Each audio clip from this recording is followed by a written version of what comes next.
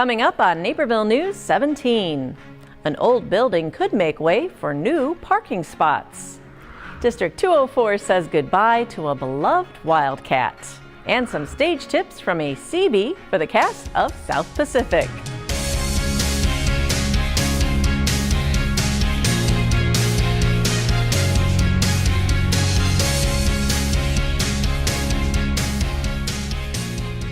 Hello everyone, I'm Kim Pierce. Thanks for joining us for this week's Naperville News. A former office for Naperville's Public Works Department may be torn down to accommodate a new parking lot. The building, located at 414 East 4th Avenue, has been used for City and Naperville Park District storage since the Public Works Department moved to 180 Fort Hill Drive in 2009. City staff determined 3 options for the poorly maintained building. 1, spend $675,000 for major repairs and then $30,000 annually for upkeep. 2, spend $32,000 and then $30,000 annually for minimal maintenance so that part of the building would remain usable. Or 3, spend $495,000 to tear down the building and pave a new 250-space parking lot for commuters. The city estimates they could generate $131,000 in annual revenue from the lot. City staff is expected to recommend option 3 to Naperville City Council, who will have the final say in what happens to the building. If the demolition project is approved and stays on schedule, the lot could be ready for use by the end of October. The building was also used for the training for the Naperville Police Department, which will move to a new home if the building is torn down. If you're looking to create that farm-to-table experience in your own home, the St. John's Farmers Market is the place to go. Fresh produce, local honey, delicious snacks, and more were available at the market's opening day. Shoppers got the chance to peruse the wide variety of vendors that have kept the market open now into its 7th year. I like it a lot. It's bought some fruit, sampled some coffee. It was all very good, very fresh, so definitely want to come back. While the vendors keep the full profits of what they sell, St. John's does give their proceeds to local charities. The money that we raise is paid to us by the vendors for rent on their space. We've rented out all the spaces for the year, and we take that money and it goes to our outreach board, of which I'm a member, and then we go through a list of charities, generally Christian-based to some degree, and we disperse that money then to those charities. Stop by any Wednesday between 3 and 7 p.m., weather permitting. You might even get a free sample of some of their delicious offerings. If you can't make it out to St. John's on a Wednesday, Naperville's 2 other farmers markets will open soon. The 95th Street Market runs on Thursdays and the 5th Avenue Market on Saturdays. The Naperville Police Department will be focusing on alcohol issues for their A Safer Naper program this June. What we're trying to do this month, our goal is to encourage people, obviously, number 1, don't have any underage drinking, and number 2, if you are drinking, then don't be driving. So we're looking at DUIs, underage consumption, fake IDs. With summer events and cookouts ahead, people should think twice if they've had too much to drink before getting behind the wheel. According to a report done by Illinois' DUI Fact Book, 330 people were killed in 2017 due to alcohol-related driving. The same report says total cost of an average DUI conviction is over $18,000. Commander Ogun says there are plenty of ways to avoid drinking and driving. You've got, besides cabs, you've got ride sharing, you've got the tuk-tuks and the G-cars and everything, and you've got lots of different ways to get home safely. When you're drinking, you're not thinking. You're going to make poor choices. If you're with someone who's had too much to drink, don't let them drive. Do everything you can to get the keys out of their hand. Underage drinking can result in losing driving privileges for 6 or more months, and possessing a fake ID or someone else's may result in a permanent criminal conviction. The Aurora Civic Center Authority is getting ready to raise the curtain on the Paramount School of the Arts. Naperville News 17's Casey Krajewski takes us backstage with a sneak peek at the facility. The Paramount Theater has been a hub of arts and music in the heart of Aurora since 1931. But now, The future stars of the stage could be taught right next door at the Paramount School of the Arts. This facility will provide a place for all arts to be learned in one place, so they can have all their classes here. So they can take that private lesson, then go to dance class, have a theater class, have a visual arts class, and also have something to offer adults too, which a lot of people don't offer enough of, I don't think. With 19 private classrooms, 10 group classrooms, and many other amenities, the space gives a wide variety of opportunities to prospective students. They already offer classes ranging from improv to rap, and everything in between. I actually can't think of another theater, professional theater, that has this type of educational facility at their fingertips. The scope of this art center, the John C. Dunham Art Center and the Paramount School of the Arts, is so broad. I don't know of another opportunity like it out there. The school is built around the Joanne McKee Studio Theater, which will provide a state-of-the-art rehearsal space. And while the physical school is an exciting development, Cameron said she's most eager to impact creative young minds. The arts definitely changed my life. So the idea that we're creating a space that's specifically for kids like that need it is really rewarding for me. But I think mostly I'm just excited to see how our teachers will transform those lives, how our kids' feedback will transform other lives as well. Reporting for Naperville News 17, I'm Casey Krajewski. Though the school will be offering classes throughout the summer, it likely won't be fully complete until this fall. After the break, a doctor uses his own illness to help educate others.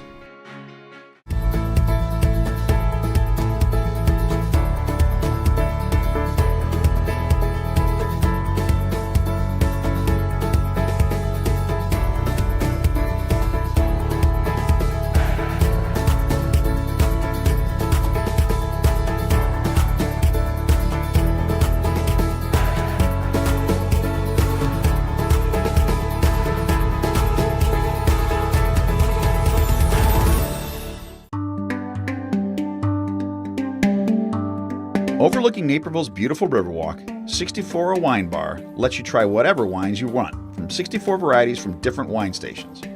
Try a taste, a half glass, or a full glass for that wine you just adore. And if you're not a wine drinker, they still have you covered with 64 varieties of local craft beer. When it comes to the food, the menu is almost as robust as the wine list. Nico Valley High School has said farewell to its seniors, but another Wildcat is also moving on. Naperville News 17's Rachel Pearson looks back on Dr. Bob McBride's 11 years as principal. Simplicity, kindness, and coherence.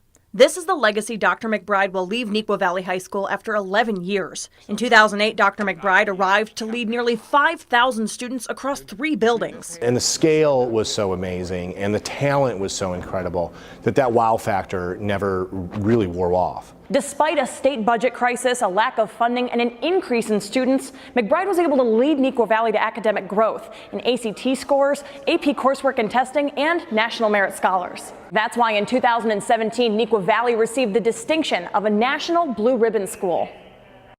And while this large school and its accomplishments are impressive, he says it's all thanks to a team effort. But at the end of the day, anything that this school has accomplished in 22 years is because you have a hopelessly optimistic group of students and staff. Awesome, you guys are great. Around campus, Principal McBride is known for his warm smile and friendly conversations. You see him everywhere, he knows your name, he greets you with a smile and a handshake, and he's personable. And it's those small conversations that staff say make him an extraordinary leader. What I love about Dr. McBride is that he is very supportive of us as teachers trying new things. From the time that I've been here, he's always been supportive. He's always, been a person not only to talk about educational stuff, but stuff outside of the school. The incredible amount of commitment it takes to be a leader of a school this large and to make the connections he's made has been pretty incredible. As he transitions to his new role as superintendent of Lockport District 205, Dr. McBride says Nico's taught him the most effective leaders are those who help others excel. The job of a good teacher is to recognize talent in people, open the door for their opportunities, see them step through that door, and see them flourish. That's really what you do as a principal. I hope that's what I do as a superintendent. Leaving behind a compassionate, student-centered climate, Dr. McBride will be cherished as a principal, colleague, and mentor. But he'll most be remembered for these 5 words. And as always, go Wildcats. Reporting for Naperville News 17, I'm Rachel Pearson. Dr. McBride will become the District 205 Superintendent effective July 1st, following Todd Wernett, who is retiring at the end of this school year. Summer is almost here, and that means the Naperville Public Library will be kicking off their summer reading program. From June 1st through August 15th, community members of all ages can participate in the program.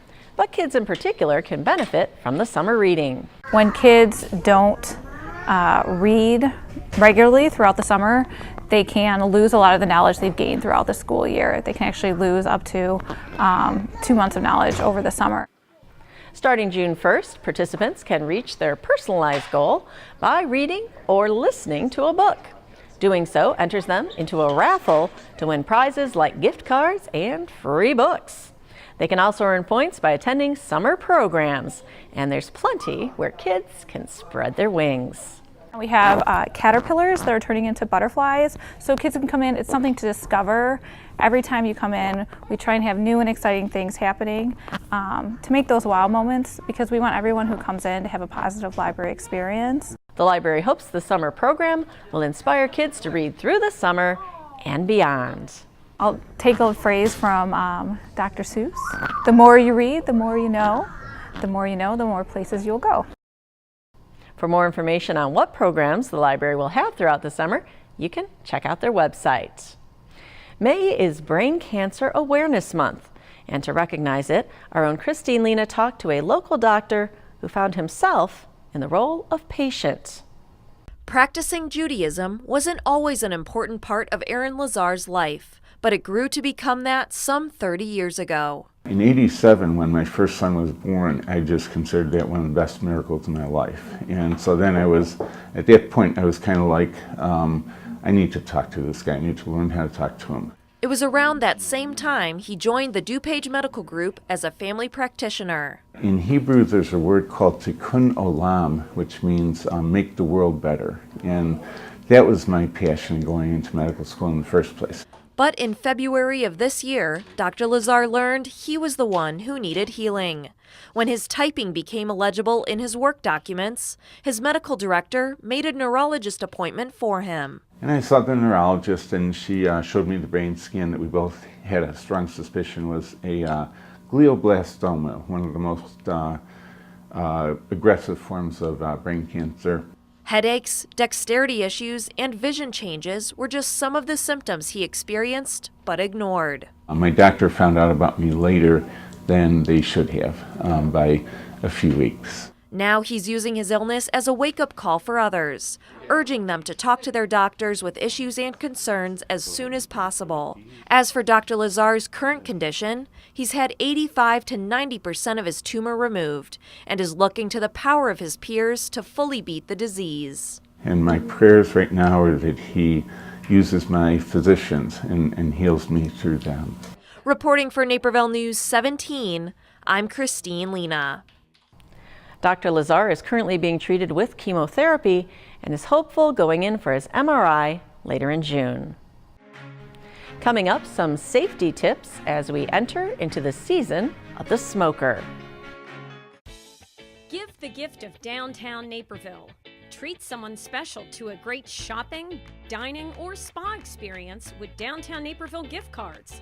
Good at more than 150 businesses. Purchase them at 4 convenient locations or online and have them mailed directly to the lucky recipient. Best of all, there's no purchasing fee. Just choose an amount and send. It's that easy. The perfect gift for anyone at any time. What's the matter, boy? What are you trying to tell me? Is something wrong? We live in a safe community, but not a crime-free community. If you see something, say something. Naperville Animal Crime Stoppers. Yes, I'd like to report a case of animal cruelty and neglect. Speak up for those who cannot speak for themselves.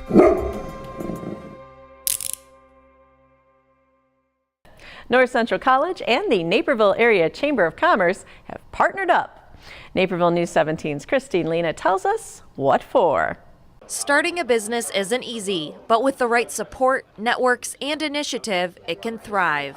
That's why the Naperville Area Chamber of Commerce partnered with North Central College to be designated as a Startup Grind chapter. A Startup Grind is a global community of entrepreneurs. There's over 2 million entrepreneurs worldwide in 600 different cities, 125 different countries, and there's two chapters in Illinois, one in Chicago, and we just got the Naperville chapter, which is awesome. Connecting to a global hub for entrepreneurs and to those right in your community is equally important. I think anybody who started a business realizes you can't do it alone, and so just the networking alone within this area and all of the great business leaders that are in this area, for the students to have access to them on a kind of intimate one-on-one level is going to be fantastic.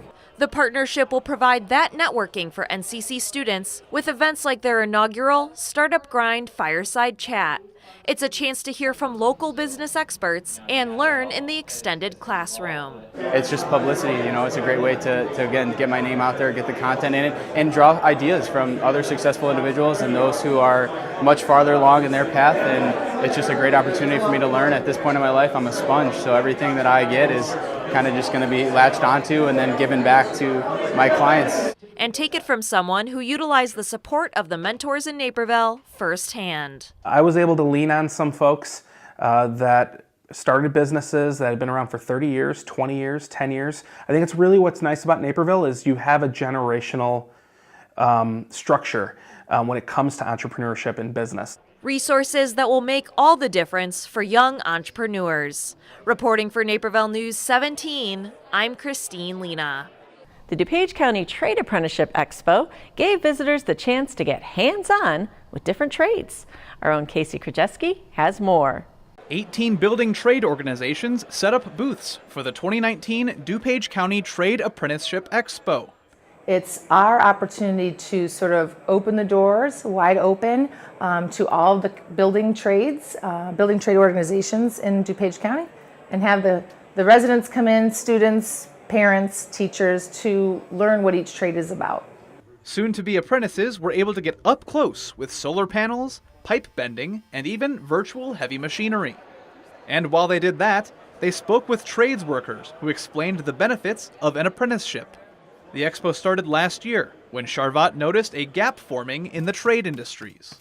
With the baby boomers retiring, they are really going to be leaving quite a gap in the workforce, and realizing that younger generations don't necessarily have the interest in the trades that other generations before them did, we realized there needed to be some external effort, not only on our behalf, but all of the trades. Laying the groundwork to keep the trades thriving. For Naperville News 17, I'm Casey Krajewski. The U.S. Department of Labor estimates about 500,000 Americans have started an apprenticeship since the start of 2017. As the weather slowly heats up, so do our grills and the now popular smokers. We have seen an increase in smokers. We've started carrying a lot more within the recent months, and they've been taken off really well. And as more folks are purchasing smokers, it's important to know how to use them safely. From propane and charcoal to wood chips or electric, no matter what fuels the fire, the key to outdoor cooking safety is keeping the equipment clean. You know, obviously there's an open flame on many of these things, and what happens is if the grill's not clean, the grease gets close to the flame and starts a fire. So the best method to prevent that is to keep the grill clean and or the smoker, whatever you have, and that's on a regular occasion. Chief Moran also says to keep your grill or smoker at least 10 feet away from your home, and always follow the specific safety instructions in the owner's manual. Chief Moran says by July, the Naperville Fire Department averages at least one grill or smoker fire every day. More tips for grill and smoker safety can be found on the Naperville Fire Department's website. Up next, a workout at the Friendly Confines benefits ALS. From practice to homework to home improvement to bills, your days are busy. That's why Busey offers innovative financial solutions like our mobile app. Deposit checks, transfer funds, and keep your financial life in order, no matter where you are. Whether you're saving for college, keeping the family in the family business, or planning your dream retirement, Busey's your trusted partner to make your personal, business, and wealth management dreams a reality. Busey, your dream, our promise.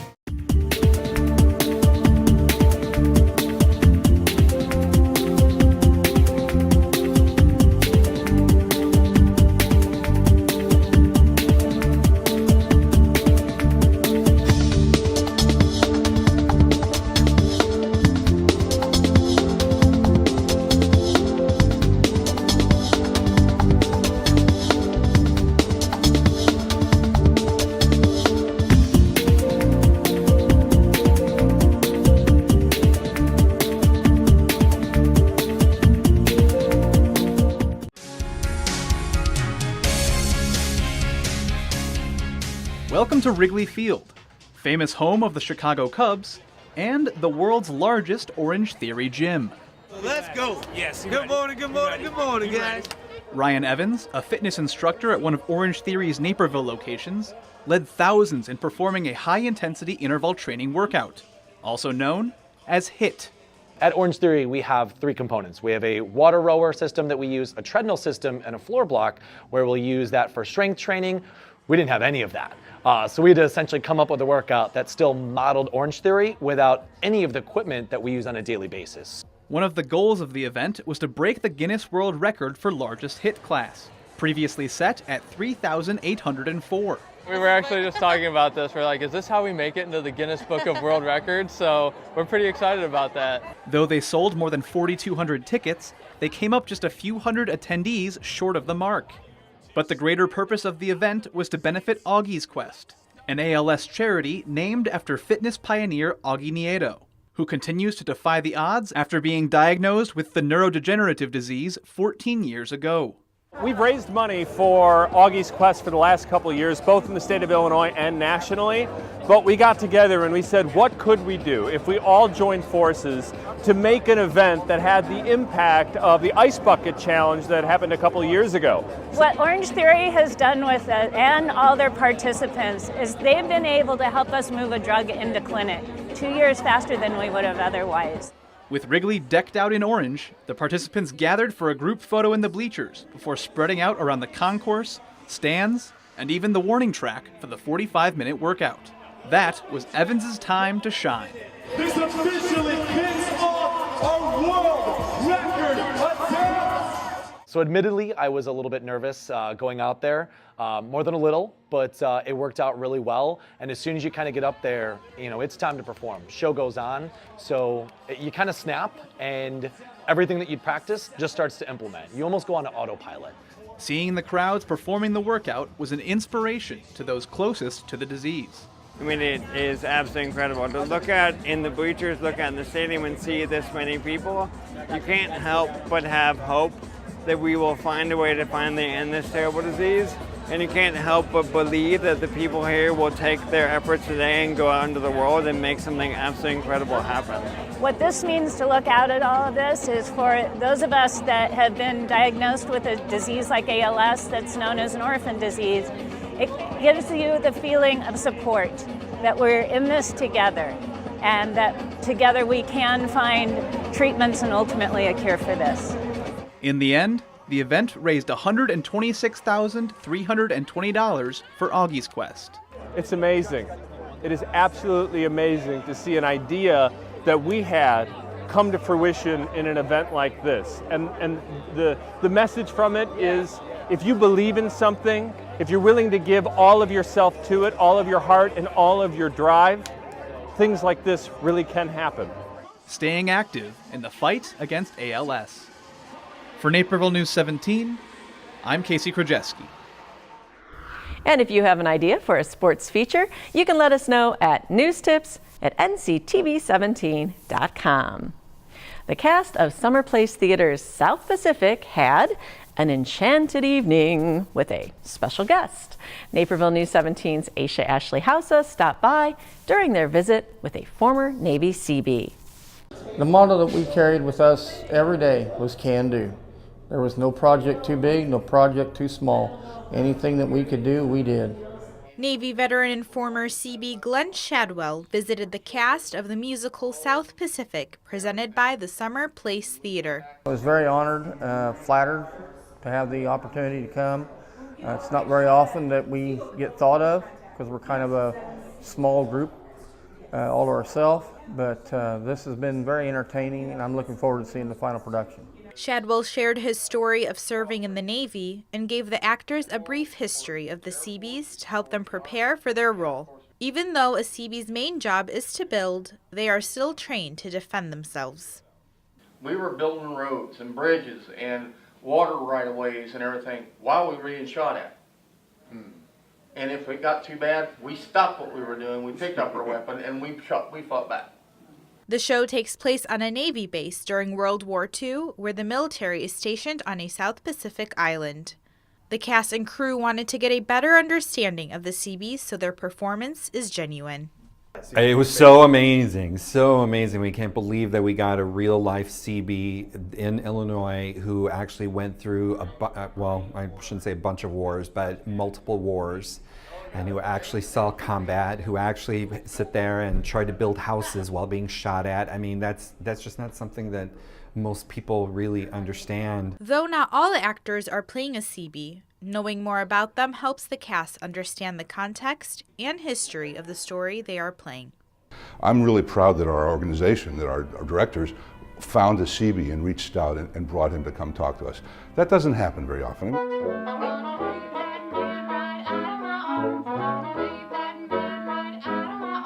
They performed a couple of songs for him as a teaser for the musical that will take place on June 7th and 8th at the Yellow Box Theater. Reporting for Naperville News 17, I'm Aisha Ashley Hausa. The cast and crew were so invested in bringing Shadwell here that they all personally pitched in to help pay for his travel expenses. And that's what's happening right here in your neighborhood, Naperville. We'll see you next week. Until then, you can catch up on local news by signing up for our NCTV 17 News Update, delivered right to your inbox Monday through Friday. Sign-up information is right on our website, nctv17.com. This week's Naperville News 17 is brought to you in part by the following sponsors.